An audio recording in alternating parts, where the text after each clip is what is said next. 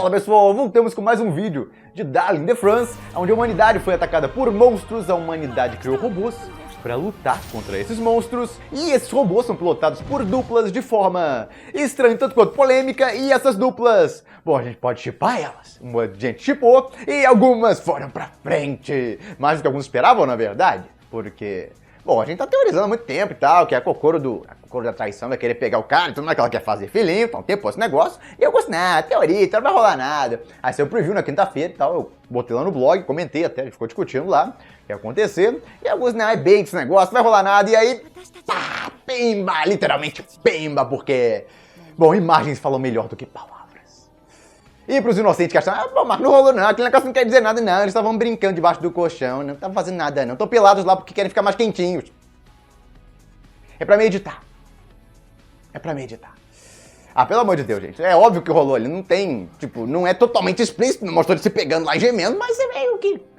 Bom, dá pra entender o que aconteceu ali. Então, bom, a Kokoro da traição, tem muita gente que tá infeliz com ela até hoje, desejando que ela... Na verdade, aquela dupla ali, tem muita gente desejando que ela morra um tempão, porque o cara lá fez umas cagadas antes, e aquela mulher lá traiu o gordinho, quer dizer, entre aspas, vamos convir aqui, porque ela não tava namorando com ele nem nada. A única coisa que ela falou pra ele, que muita gente ficou furiosa, e eu entendo, eu fiquei meio bravo também na época, episódio 11, nem faz tanto tempo assim. De qualquer forma, ela falou pro gordinho que ia ser a parceira dele pra sempre, e alguns minutos depois trocou de parceiro.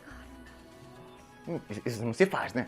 Então isso foi sacanagem, eu não vou discordar disso, mas depois desse tempo todo só dá pra perdoar, então ela não fez nenhuma outra cagada. Depois disso, o interesse amoroso dela de verdade é aquele cara, isso ficou bem claro, e aquele cara realmente parece que gosta dela, outro cara que muita gente detestava, mas vem ficando melhor na segunda metade da série e mostrou que gosta dela mesmo, e foi lá fazer os filhinhos dela pra provar isso. No final, foi ajudar ela no projeto dos filhinhos. Não que ele vai conseguir a primeira vez e tal, que seria meio... Bom, até que dá, mas... Seria uma baita de uma cagada conseguir filho na primeira tentativa. Eles devem praticar um pouco mais nos próximos episódios. Não que você vai ver alguma coisa. Eu creio que devam rolar talvez só mais algumas cenas parecidas com essa. Pô, mas não quer dizer nada. Então eles estão brincando debaixo do colchão, não quer dizer nada não. Várias cenas daquela, não tem nada demais daquilo não. Os dois estão brincando pelados. É. Homens e mulheres adoram brincar naquela idade pelados, debaixo da cama. Bom, não tem o que falar, não tem como convencer quem não acredita. Tem gente que veio veementemente em cima de mim lá, não aconteceu nada não mostrou. O que tem que mostrar? Tem que ser um hentai? Até hoje eu tenho que convencer as pessoas, e foi muito mais implícita aquela lá de Sword Art Online, a cena que cortaram de Sword Art Online. Tá lá a cena, tá implícito o que aconteceu, tem provas lá, eu apontei o diabo das provas, eu circulei elas na tela. Mas algumas pessoas, não aconteceu nada. Então tá. Eu não vou discutir se vocês acham que não aconteceu nada, eles estavam brincando debaixo do colchão, tudo bem. Eu acredito que a maioria da população mundial vai entender o que aconteceu ali. Ele se beijou lá, abraçaram e aí depois pula pra aquela cena. É isso. Se chama implícito. É implícito, quase explícito, na verdade. O explícito pra valer seria os dois pegando lá e gemendo. Mas Darling in the France não é um hate hardcore, hate pesadão. Apesar de alguns reclamarem que ele tem um monte de hate e tal. Aonde? Quais cenas são super pesadas dele de hate? Tem gente que tem alguns problemas, eu creio, porque o episódio 2... foi o que mais pegou nesse sentido. Depois dele, não tem mais quase nada. Teve a do banho lá no episódio 7 ou 8, mas é isso. Ele não puxa muito do lado do fanservice, é até curioso isso, essa cena. É interessante, porque se puxasse, eles poderiam explorar pra caramba. No mangá. No mangá vão explorar. Ah, aquele cara do To Love Who, ele não vai aguentar, ele vai explorar essa cena, vai ser bem mal, esperem só. No mangá, sim, no mangá de Darling in the France, aí se pode considerar um hate, mas o anime é muito leve nesse sentido pra pessoal ficar muito, tem muito negócio, tá sendo sensual. Onde que tem um monte de cena sensual? Não tem não. Aí se o episódio é prova, eles cortaram até o que podiam mostrar lá se quisessem, não mostraram. E, bom, eu não vou ficar o episódio inteiro comentando isso, a Kokoro conseguiu o que ela queria. Bom, ou pelo menos vai conseguir, eu creio, futuramente. Eles não vão se deitar juntos só pra ela não conseguir o filho dela, né? Então, eu creio que ela vai conseguir o filhinho dela. Mas é legal que uma teoria que a gente tá um tempão lá, desde o episódio 7. Eu já comentei lá, pô, ela achou esse livro aí do bebezinho na capa e tal, ela vai aprender como é que é o negócio e vai querer praticar. Aí eu achei na época que ia praticar com o gordinho, mas não, logo depois disso, ela pegou e abandonou o gordinho e foi atrás de um macho que interessava mais. De qualquer forma, outra coisa importante, o chifrinho. Putz, aquele negócio me pegou de surpresa. Eu tava de boa lá assistindo, aí ela vai mexendo na testa dele, olha que bonitinho e tal. Tava lá aquele chifre lá. Putz. Eu não esperava essa. Eu pensei que eles se transformaram numa das lutas e tal, se tivesse a transformação dele, é uma teoria que veio de muito tempo também, essa dele virar um demônio azul, e não tava saindo do lugar. Eu pensei, putz, vai ser só no último episódio, no último segundo lá ele vai virar o diabo do demônio azul pra ajudar ela e tal, vai ficar mais forte, robô, sei lá. Mas não, começou a transformação ali, adiantaram, finalmente ele está virando um demônio. É legal isso, te deixa curioso pra saber como é que vai ficar a aparência dele no futuro, quais vantagens ele vai ter com aquela transformação, quais desvantagens ele pode ter. O que não faltou aqui foi sempre você teorizar e pra você, opa, o que tá acontecendo aqui? A princesa dos Rossauros lá, ela fala falsos humanos, ou coisa parecida com isso. Então dá a entender que aqueles não são os humanos originais, quer dizer, originais não são, eles se alteraram ao longo do tempo, mas dava a entender que eles eram a evolução da humanidade, que foram mudando ao longo do tempo. Só que aí no final, eles pegam, além dela já ter falado isso, eles soltam de que ela vai ser destruída, a civilização dela vai ser destruída pela própria criação deles. O que isso quer dizer? Tem duas, na verdade tem mais possibilidades, eu vou levantar duas teorias que eu pensei aqui quando ela falou aquilo. Uma, aqueles humanos lá são criação dos Urrossauros. É uma das teorias, e aí eles se voltaram contra os Urrossauros e tal, querem destruir eles agora. E a outra possibilidade, que é bem mais simples, é que os Urrossauros que criaram aqueles robôs, os Franks, foram criados pelos Urrossauros. Então é uma das duas. Ou pode ser outra coisa que eu não peguei lá, inesperado, ou a legenda tá errada. Acontece de vez em quando, a legenda tá errada. Sim. E confunde às vezes você e tal, acontece.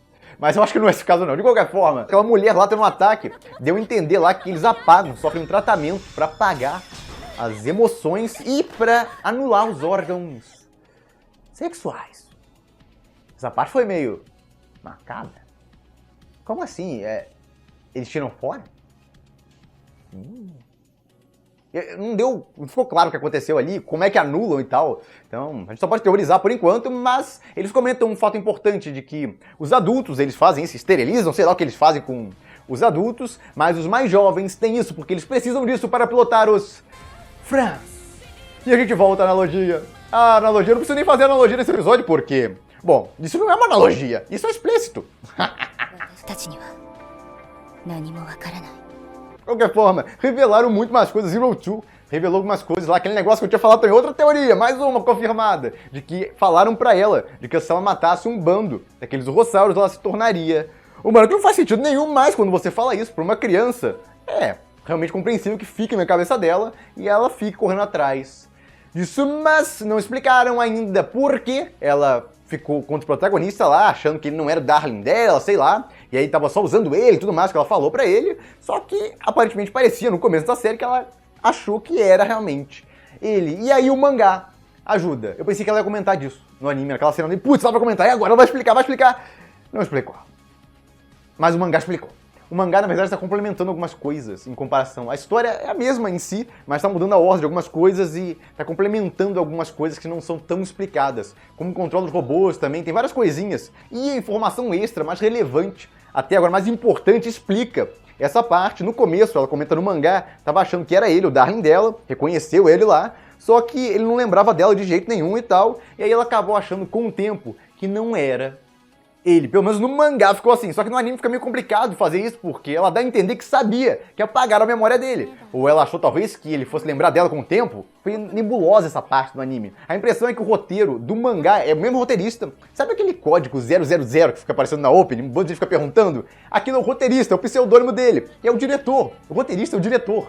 Então ele pegou e colocou lá como se o roteirista fosse o código 000, deu um código ele mesmo, e Code 000 aparece lá também, como o roteirista da história do mangá. Então aparentemente o roteirista do anime está revisando a história durante o anime, ele precisava teoricamente mais tempo para notar esses errinhos lá da história, probleminhas na história, e aí ele está revisando o roteiro e mandando para o mangaka um roteiro revisado lá com algumas modificações que ele achou que ficariam melhores. E outra vantagem é que o mangá não fica um copy-paste do anime, igualzinho. Acontecem as coisas de forma um pouco diferente, a história segue igual, deve ter o mesmo final, mas a história vai seguindo de forma um pouco diferente, o que dá uma sensação de novidade e complementa algumas informações e tal, principalmente essa que muita gente tinha dúvida. Falta outra que eu tô na dúvida há um tempão, o que a Zero Two fez pra sair daquela forma lá, aquela forma vermelhinha dela, pra essa forma humana. Os chifres estão aparecendo e tal, mas e o resto da aparência dela, como é que ela voltou? É uma coisa que eu tô muito curioso pra saber, mas até agora não deram nem sinal de explicação disso, não tem ninguém curioso pra perguntar pra ela. Pô, Zero Two, como é que você saiu da forma de tomate? De qualquer forma, voltando ao roteiro do anime, alguns estão teorizando que os Urrossauros, na verdade, são os mocinhos da história. E o protagonista, os amigos dele, vão se unir aos Urrossauros e lutar contra aquela pseudo-humanidade. Seria o final da história, não dá pra ter certeza quanto a isso, mas é uma das teorias. E uma coisa muito interessante, pessoal, que tá bem depressivo e tal com aquela opening, que dá a entender que a Zero Two vai morrer, porque ela vira Pétalas, vai passar o protagonista e vira Pétalas, passa por ele e aí depois ele desaparece. Então o que quer dizer aquele negócio? Teoricamente quer dizer que ela vai morrer e ele talvez morra depois, mas essa cena aí, eu sei, você provavelmente tá notando nada demais e tal, presta mais atenção nela, olha o fundo da cena. Pô, Marcos, são árvores de cerejeira? Sei. Agora olha isso.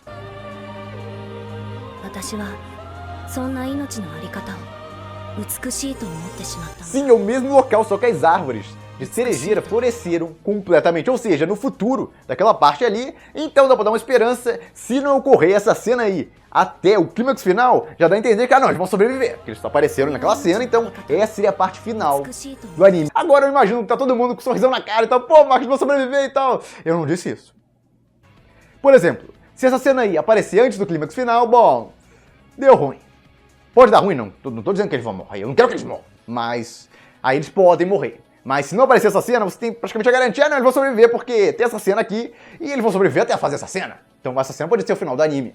Então tá aí, CS Darling, a gente tá pesquisando coisas, lá tentando achar ligações pra conseguir provas de que a Zero Two não vai morrer. É muito desespero pra não ver ela morrer.